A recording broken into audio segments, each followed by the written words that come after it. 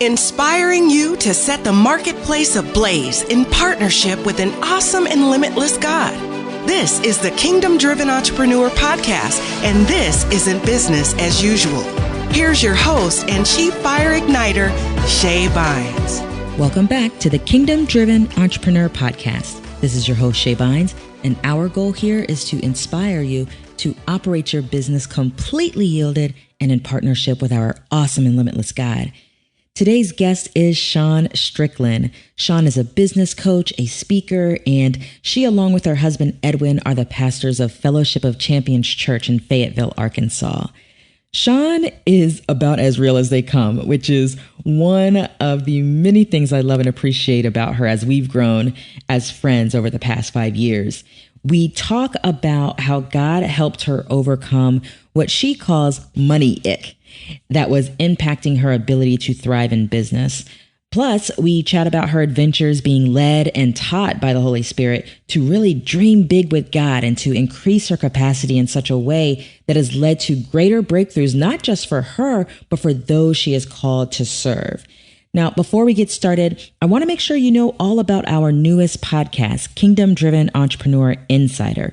It's for those who love this podcast but want to go deeper and hear from me as well as others on the KDE operations team about what we're experiencing and what we're learning behind the scenes with Kingdom Driven LLC as we partner with God in growing this movement. Last week, we got about as insider as you can get, and we shared a recording from a marketing and communication strategy meeting that I had with our COO. We've been talking finances, leadership, strategy, dreaming with God, plus we're answering questions from listeners. It's really been a ton of fun since we started it in January. So for more details about Kingdom Driven Entrepreneur Insider, head over to kdeinsider.com. That's KDE for Kingdom Driven Entrepreneur, kdeinsider.com. Now let's get started with today's conversation with Shun Strickland. Listen in and enjoy. Shun Strickland, what's up, sis? Oh, not much. Happy New Year. Happy New Year. You know, I had to go look it up. You were on the podcast over 5 years ago. Oh, wow. I went back. I was like, that's when Antonina was still here. And we were co-hosting the podcast together. Mm-hmm. So wow. I know. So it's nice to have you back. So much has changed. Oh, yeah. A lot. In these wow. Several years. 5 years. Yeah, 5 years. Because it was October 2014. October 2014. And so I'm excited to talk to you about just kind of the journey over these last handful of years. Because, I mean, you and I talk. So I've been able to see and talk to you about a lot of the shifts that have been taking place in your life personally and business. Everything kind of is intertwined, right? It's kingdom life. And so for the benefit of everyone who has not met you yet, just share what you're doing in business right now. So, hi, everybody. Thanks, Shay, for the opportunity to do this. My name is Shun Strickland, and I am a mindset coach and a six-figure strategist. So I teach particularly women how to scale their business to six figures doing work that they love. And that's really probably a very natural outflow of the work that I did at Live Your Dreams, which is how kind of my whole thing started, which was about clarity, belief, and action. And from that, there were women who were like, oh, but people are saying I can't make money doing this. And I'm like, people make millions of dollars playing video games. I'm pretty sure you can make money doing anything. Right. You just got to figure out how to make the money. And so, so I do a lot of work around a concept called the thinking, feeling cycle, which is my transformation work, mindset work, which is rooted in Romans 12:2, be transformed by your mind. It's the how, not just be transformed, but it's practically what are we doing every day to change our thinking. And then I primarily teach coaches, event hosts, speakers, really how to scale their business to six figures. And I'm hoping that in the next couple of years, I'll be teaching them to scale to seven figures. Amen. Amen. Yes, I love that. Okay, so as you know, with the type of work that you're doing, it's like every time you experience a certain level of breakthrough, then that breakthrough you experience really allows you to release something into the lives of those that you're serving. And so I suspect between the time that we had you last on the podcast when you were focused on dream coaching and you were still focused on mindset stuff, that there was a bunch of stuff that God was doing on the inside of you that helped you then grow with this thinking and feeling cycle to then help others. So talk to me about kind of what God led you personally through over these last few years. Oh, that's a really good question. I think, man, where do I start with that? I don't know if we've had this conversation offline before, but I think, I never had an issue thinking that I should have money or make a lot of money until I got serious about God. And so it was there that I heard a lot of messaging around giving your gifts away. And if you just love God, this is what you'll do. And so, I probably was the perfect example of somebody who was double-minded in all their ways, because because it's like one of those things where like people are telling you stuff and like in your gut, you're like, this doesn't make sense. Like I hear you, but it doesn't make sense. It just doesn't. It's ridiculous, right? And so I think that probably the biggest thing that happened for me is that I stopped trying to make other people's theology make sense. Well, and I was like, this is what God said to me. Yeah. And you are a pastor with your husband of a church. Was this before you became a pastor that you were dealing with all of this? Or was this like further exacerbated by the fact that you were pastoring a church and it was happening around that time? It wasn't further exacerbated. My husband has never had any issues with making money. So it wasn't like I had to come back and be like, babe, we're supposed to have money. He was like, welcome to the club, Shun. Thanks for coming over here with me. So it wasn't that. And it's a little more complicated because it wasn't that I didn't think that we should have money. It was more like, which is when I produced the whole Black Women Build Wealth thing. It was a lot of dismantling things that Black women are told, particularly Black Christian women, right?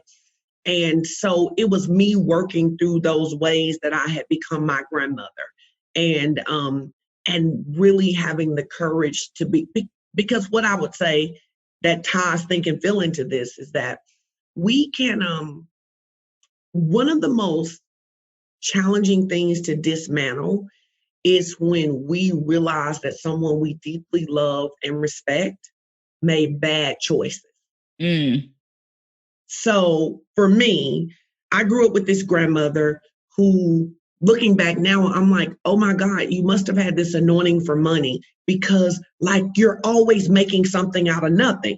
But she was always making something out of nothing, and she was always giving the something away to other people. And so I grew up in a house like where I don't ever remember wanting for anything, but I do remember my grandmother being like, no, we'll just give it to him and the Lord will make a way, right? And so then lots of times we were having to have kind of these clutch moments that we never should have had if she'd have just been like, no, you believe God for what you need. Because what I'm going to do is because I'm putting my hand to whatever. And so my son Chase is 19 and my grandmother died the July before he was born in August. And she used to cook a coconut cake. There's a point to this story. 19 years later, people still ask us to make this cake, right? So I'm like, that was your wealth. Wow. That was your wealth. And I remember as a kid saying, you should charge them more. Like, there's no way you should get a homemade from scratch coconut cake for $10. That just doesn't make sense, right? And so now this interesting thing is that when it's my grandmother, even as a kid, I'm aggravated by it because I'm like, you are being cheated, right? Yes. And then I kind of grow up and become her. And some of it, I say it's because I had a husband who always has made good money. So I felt okay giving my money away. Right. And he was like, can you stop giving all our money away? Right. And so I think it was, the dismantling of that stronghold of having to reconcile those things that my grandmother was probably living a narrative that she had watched her mother and grandmothers play out, and that I was now living this narrative too. It then made the statistics to why so many Black women are in poverty make sense. And I started doing a lot of research on it and realizing that this work is about dismantling something that's very deeply rooted in us. So it can feel like sin when you start dismantling it. Wow. So I don't know if that makes sense, but that's kind of been the journey. So when did you realize that you were your grandmother? Oh, yeah. Best story ever.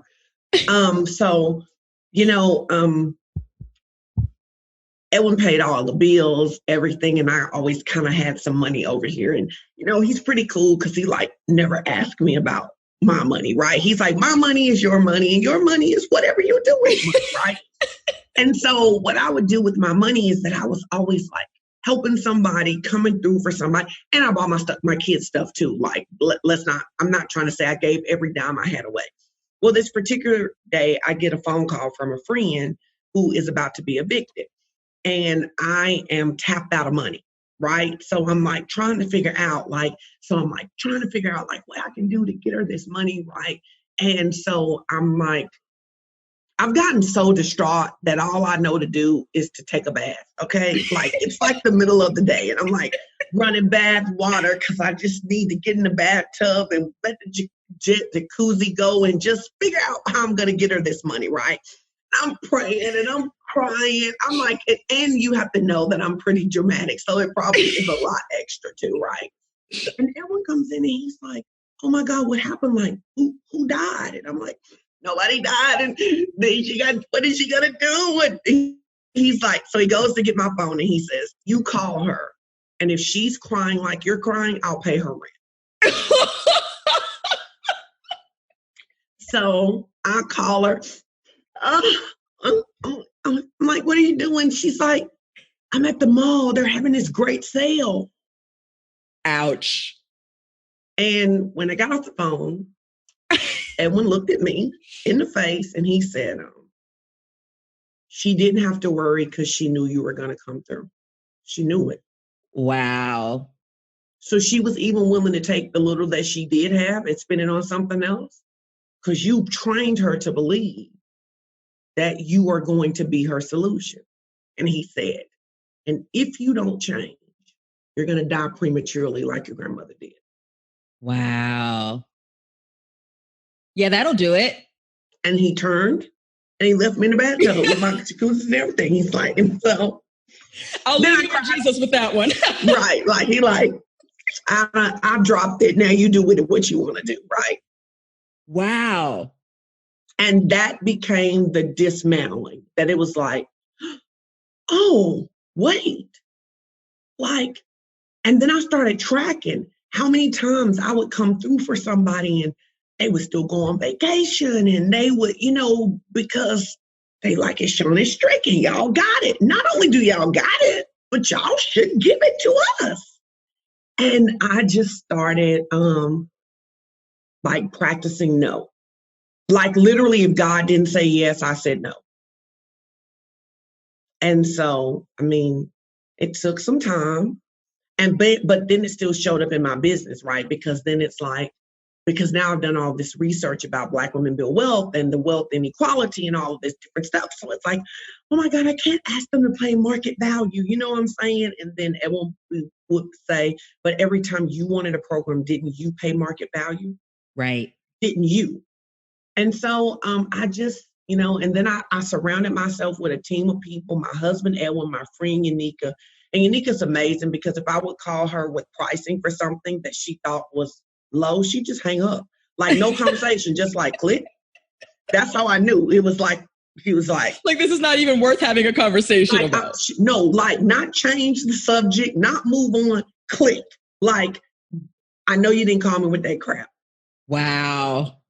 And so, over time, I just got more comfortable being like, and not being apologetic. I teach about this thing called money ick. And I say You that say money money ick is ick. It's ick, like slime.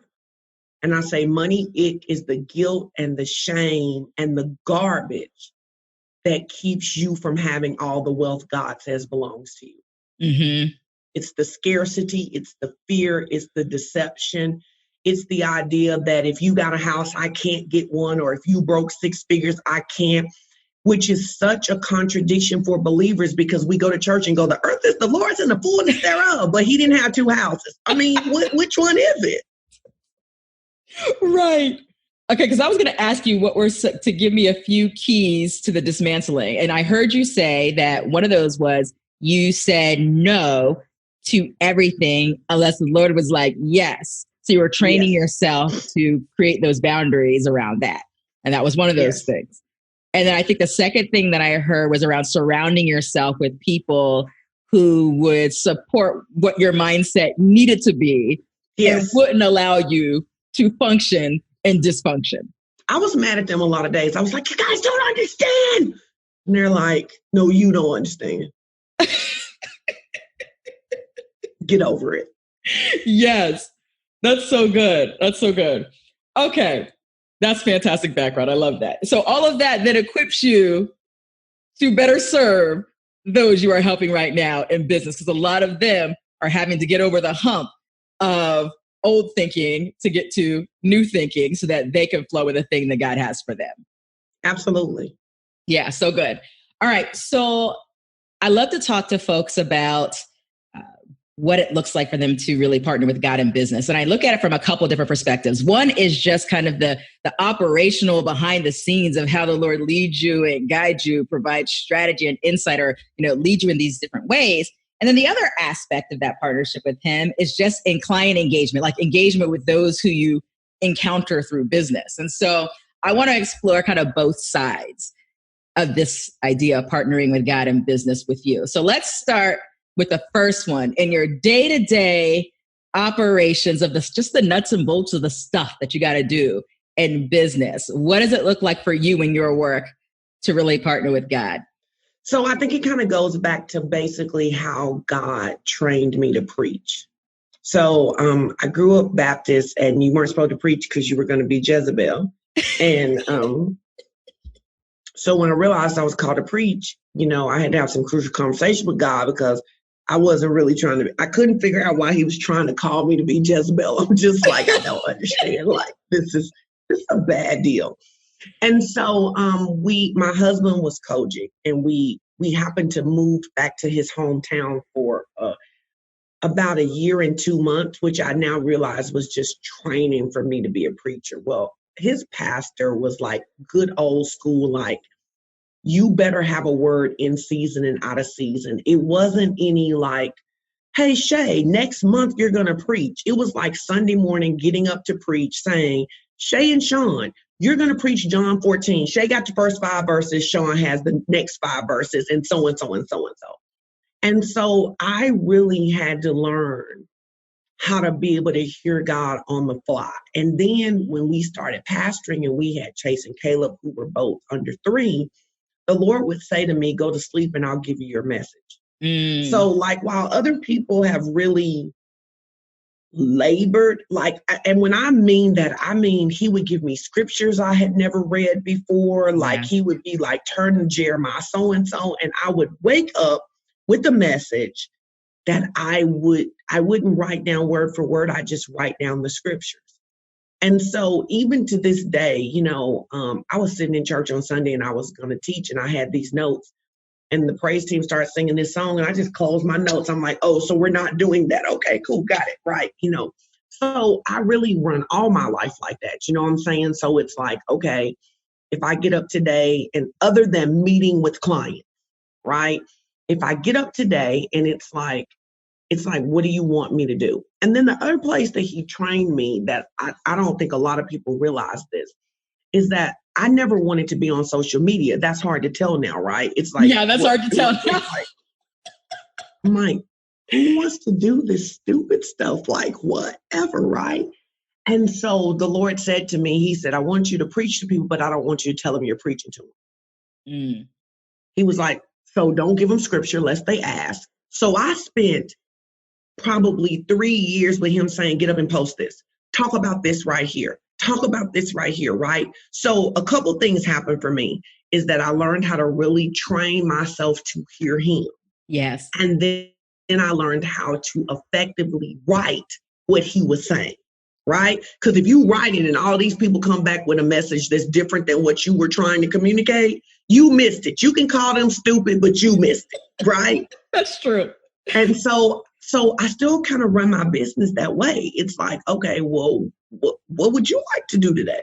Yeah. Which is cool because I work by myself. It's like, what would you like to do today, right? Yes. And, I feel like that, like, God likes to have adventures with me. So he's like always got me doing this stuff that doesn't make sense, like how I'm going to get to the answer. It's like, give me one of those stories. What's the first one that comes to your mind? Okay, so the first one that comes to mind is that Vegas, it's why I love Vegas, right? So we're going to Vegas several years ago, 4 years ago. And Edwin has been on me about that I should not let people fly me on the cheapest flights when I go places. He's like, you need to use the same airline and you need to accumulate points because then even when they can't afford first class, because he's been business traveling for years. And I'm just like, you don't understand because you work for corporations and I work for the church, blah, blah, blah. So whatever, right? And so we get ready to get on the plane. It's the first time ever. It's never happened since then. That, like if you travel and you're in different groups, like group 1, 2, 3, whatever, right? Like I'm like in group 9, like whatever, right? Right. And he's like in group 1. And he tries to get me to come. And almost always, if you go, oh, she's my sister, she's traveling with me, they bring you up. The guy was like, nope, she's got to wait for her group. I was like, like, first of all, like, I'm like this person who believes in the favor of God so big. Yes. So I'm shooken. I'm like, wait, do you know who I am? I'm his favorite daughter, whatever, right? So I'm sitting on the plane. And when I'm sitting on the plane, God begins to talk to me and he says to me, I don't care how you get to Vegas. He says, I don't care if you drive. I don't care if you take a bus. I don't care if you take a train. I don't care if you sit in coach. I don't care if you sit in first class. I don't care if you fly first class. I will honor whatever your faith does. And I was like, oh, it's going to be one of these trips, right? It's going to be one of these trips. Got it, right? And so he was like, he started talking to me about understanding desires. And he was like, there are people who always want to drive almost everywhere they go. And there are people who love to take the bus and other people who love to take the train and other people who don't care that they're sitting in coach. They're just happy to be on the plane. Right. And he's like, the fact that you have these things that keep calling you, maybe you should say yes. Right. And so I go to Vegas, which is why I love Vegas. And he always opens up dreams to me in Vegas. And I said to Edwin when we were in Vegas, I was like, I like because the ocean is how big God is. You look out there, you're not going to make no ocean. You're not like, ooh, I'm about to make, that's just not what you're going to, you're not like, oh yes, I'm going to pull some sand. You're not, right? Nope, it's too big. I like Vegas though, because Vegas says how big humanity is and the creative element in us. So I think it's fascinating that God takes this Jesus-loving girl, and every time he wants to expand me, he says, go to Vegas. Go to Vegas. And when you're here, and what literally happens for me in Vegas is that in the casino, people gambling, drinking there, all of this stuff. And God starts saying to me, is your dream as big as this casino? Like, this casino takes up 6 blocks. Is your dream that big? Yeah. And my dreams get smaller there. And then I'm like, oh, I can do that, right? And so I kind of feel like that he treats me, a little like Daniel, like he treats me, he sends me to these places that are, most people call Babylon, and they're all where all the heathens are and all of that Right. stuff. And then he's like, hey, go there and let me show you who I am in there, where I am there. And so I think that that's a good example that I feel like he always, even when he teaches me something that's a kingdom principle, he might send me to a training with someone who is not a kingdom person, right? Yeah. And he's like, you already know me. I didn't send you here for that. I sent you here to get this piece and bring it back. I mean, and I think it's really important for people to know how God works with them, because then otherwise people are like trying to duplicate somebody else's. I got 5 kids. I talk to all my kids differently, right? Yeah. And so I've had to learn that God might say to me, go sit in this place that's not churchy. That's not to teach me something, or go watch this person who's like cussing and stuff. And I'm like, but he's like, don't get distracted. Listen, right? Yes. So I think it's like just a really good way of sharpening my ear.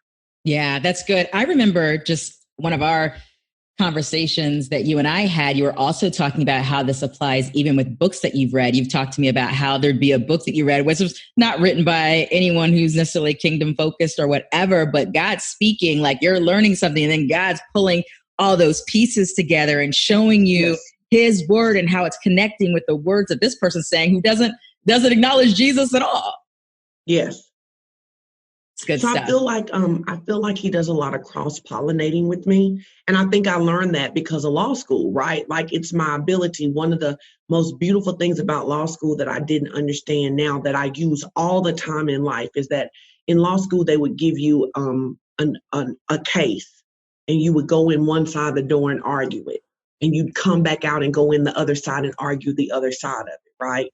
So law school really taught me to sit in different seats around the same issue. And I think that what that allows me to be able to do is to take in this information and move seat to seat to seat until it's at least a more whole picture than when I started. Let's talk about the aspect of, being led by the Holy Spirit, partnering with God when you're in front of clients. So you do a lot of things because you speak, then you also work one-on-one, you work in group settings. Talk to me about how this looks. I know, because I know you, that you had these experiences where, just like you said, as a pastor, or you're preaching the word and like God would give you something like, the night before in a dream. I suspect you've also had experiences when you're going to events and speaking in front of a group of folks and you're not even sure what's going to come out of your mouth, or you have a plan for one thing and then the Lord leads you in another way and then whatever. So talk to me. I want some story. I love your story. So give me some fun stories of what it's been like doing this thing with God, sometimes redirected by him in the midst of something with clients and also on stages. So there's a girl named Tanya Lewis, and she came and did a VIP day with me. And it was crazy because it was back when I still had a lot of money. So I didn't know that she was using all the money she had to come. And if I had known, I wouldn't have taken her. That's just the truth. I'd have been like, girl, she had 3 kids. I'm like, you're not going to come here and be hungry. That's just not a good idea. And while we were doing all of this work, and like, she just kept saying stuff, and I just would crack up laughing. And if you know me, you know that I'm naturally serious. So I'm not like a person who like my husband can laugh at anything. While he's laughing, I'm looking like, it really ain't that funny, right? So she is cracking me up. And I say, hey, have you ever thought about being a comedian? And she goes, oh my God, that's really what I want. Now, it's not on any documents. It hasn't come. It's just it's a question, right? And we start working this thing. In like 2 days, she has her first client. And now she's gotten awards for writing plays and just all of this stuff that really to me started as a question that was just like, have you considered? But it wasn't anywhere, right? Yeah. So that's probably my most fun client one, because she was coming working. I don't even remember what she came to work on. Right. But whatever, it was just so obvious to me. I'm like, you're a comedian, aren't you? I'm pretty sure. And sure enough, now she is. Or she already was, but now she shows up that way. Yes. That's So good. that's probably one of my favorite ones. And then when I wrote, so Black Women Build Wealth, how it came to be, I was in Jacksonville, Florida with Dr. Ann Mercer. First time at her conference. We had met at another conference, and I've got like 5 messages, and I'm not like my husband like writes his messages out like full words, 17 pages, all that stuff. I got like 7 scriptures and 6 words, Right. words, not phrases, words, a definition or something. And so I've got like these 5 messages because I'm kind of going back and forth, and it's 20 minutes before I'm supposed to get up. And the Lord says, I want you to teach about Black Women Build Wealth. Now, I had kind of studied it a little bit, but I hadn't even had a conversation with anybody out loud about it. And I was like, okay, because we've done this so much. I'm just like, you really the boss. And so, if you want to talk about Black Women Build Wealth, talk about it, right? Yes. But you better give me something, because and so. You got me out here. So I take a napkin and I start writing down. He literally is very strategically giving me, because I got 20 minutes. He's giving me keywords to put in to find a stat. And literally, I've got this. So the first time I teach Black Women Build Wealth is on a napkin. And I'm talking about this stuff. And after it's over, people are like, how do you know that? Oh, you don't really want to know how I know it. Like, you don't really want to know. And so what's so interesting to me is what a God-ordained moment that was, is that was the thing that catapulted my travel. Because people were like, this chick is teaching this stuff, right? So all this other stuff I've been over here working on, right? But that is not really what we're talking about. But it was just so cool to me how God can take something that you think is foolish or unprepared or whatever, and use it to change people's lives. And I've had some amazing testimonies. What's your current challenge? Like, what's your current stretching? Like, where is God like really stretching you in this season? Oh, that's interesting. I don't ever not feel stretched. So,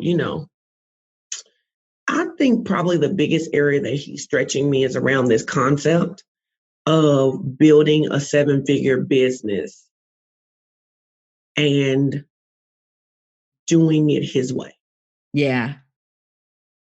It's like, take this piece from here, take this piece from here, take this piece that you haven't heard anybody say. Yes. And walk it out. You know what I'm saying? It's yes. it's like, I feel like I had barely broke the 6-figure and he was like 7. I'm like, hey, how about mid-6? How about increments, growth? And then Pastor Elwin comes out this year and he's like, the Spirit of the Lord says, this is the year of great harvest. Right? Because harvest is work. And if you're from the country, you understand that. Only city people think that harvest is just a party. Like, country people know seed is work, but harvest is work, right? Yeah. And so probably the biggest stretching is how breaking that barrier then will break barriers for other women. Yeah. That's good. So I like it. One more question for you. So you've shared how, you had this thing with like Black Women Build Wealth. And like, I was like really showing you researching things and you were realizing things were we're dealing with like generational stuff and you kind of did your research there and you've really had a heart for women. Has it just kind of been a natural flow for you to kind of figure out who you're to serve in business? Has it been a challenge for you because you in your mind thought perhaps these are the people that I want to serve, and then God shifts you somewhere else? What has that been like for you? No, honestly, like, I love Black women.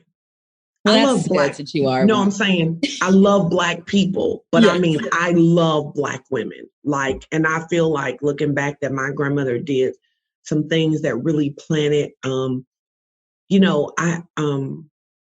someone prophesied to me that that some people are called to everybody, but some people are called to people like Moses was. Yeah. And before they ever said that, I knew, like, I've been blessed. I work with white clients. I work with men. I work with Hispanic women, right? But there is something about when a Black woman breaks a barrier that our ancestors didn't break, that does something. And I say to people all the time, like, you don't have to be Black to read this book, or you don't have to be Black to come to this thing, but you have to know that in this space, I am going to make it very comfortable for Black women to get free. And in making it very comfortable for Black women to get free, it may make it very uncomfortable for you. That's powerful. And so I deeply, in August, I got a prophetic word. Listen, this is how God does me though, right? Like the rest of y'all be out here soaking and whatever. No, I'm driving down the street, listening to Beyonce. He like, turn the music down, I got something to say. I'm like, cool, right? He's like, no, put the recorder on for this one. You're going to need this one later, right? And he starts talking to me about the harvest that's owed to Black women because of slavery. Mm. He said, and he starts talking to me about how the reason that we feel this kind of tension, like that we are trying to, like, think about, like, in the last 18 months, it's been like, get therapy, get a coach, get whatever. You know what I'm saying? There is this thing like, get rid of whatever's holding you and run, right? And he starts talking to me about the recovery that's owed to us because our great grandmothers couldn't recover, because what they created was stolen from them. And he said, but that harvest is still in your bloodline. And he started talking to me about how we are going to, it was a very strong word. He said, you will free yourselves because I put it in you. No one's going to come. No one who doesn't look like you is going to come and guide you through this. You daughters will rise up and walk you on this journey, right? And then he started saying to me, and we will catch up and then set up legacy, which is why he gave me the word that our kids, my kids, Camp Strick, our floor, our ceiling is their floor. Yes. They'll never start over. They'll never go back, right? And so I really kind of feel like the thing that kind of is, no. So then here, if I was going to say what my challenge is that to dismantle some things that belong to Black women, not African women, African American, from the slave trade, probably Caribbean, anybody who got taken from the motherland, right? To dismantle that, it has to be a very safe space where people can release the things that they carry, that they learned from their mother, from their grandmother. And I talk about, I'll just finish with this. I talk about my grandmother and her brother used to raise hogs. And so my grandmother they would kill a hog in the fall, and then they would cure the hog. And then when they got through curing the hog, they would divide the meat up. And we would take our wagon, and she would be like, take this to Miss Helen, and take this to Miss Lena Mary, and take this to Aunt Moo. And every place we would take it, we would get something back. They say, take these peas back to your grandmama, take this jelly back to your grandmother, right? So when we got back to the house, yes, we had given away all the pork that was on the thing, but we had all this stuff that we didn't have to start with, right? Right. And I talked about that what we've kind of lost is that now we've got a lot of little red hens and nobody's trading. Nobody's trading. So, all of those women understood we can make it if we work together, right? Yeah. So I'll bring my pork, you bring your bologna, whatever. We go have everything we need and we're gonna be cool, right? Yeah. And then I think that the challenge for that generation, my grandmother's generation, is that they so wanted their kids not to ever struggle the way that they did, that they did not give them a sense of responsibility to the next generation. So what they ended up with, you may edit some of this out, but what they ended up with is a generation that was selfish, that did what they wanted without any concept of family. So what we teach our kids is that everything we are doing for you, It is one, because we love you, and two, because we expect you to do more for the next generation. Yeah. So I think that there is this thing of really teaching, if we're really going to recover, we got to say, okay, we got to free ourselves from this little bread hen stuff where we give all away our stuff and nobody else is bringing their stuff. You give me all access to all your classes. I don't give you access to any of mine.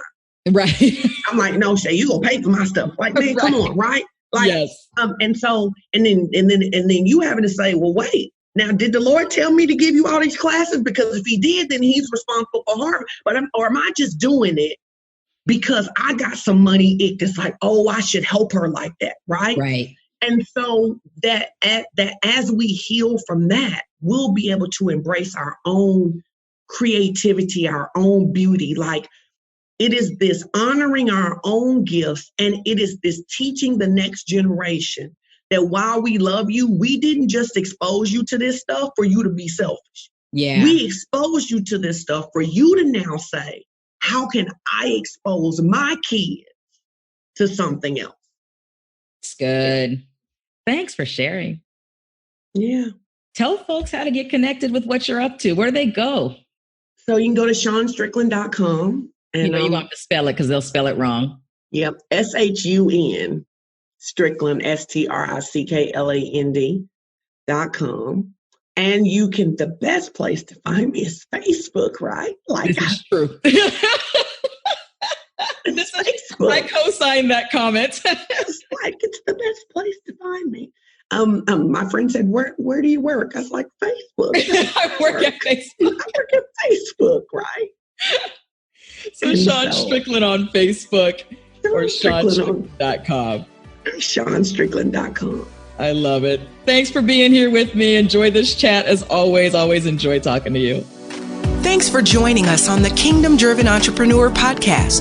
If you've enjoyed what you've heard today, we encourage you to subscribe and spread the word.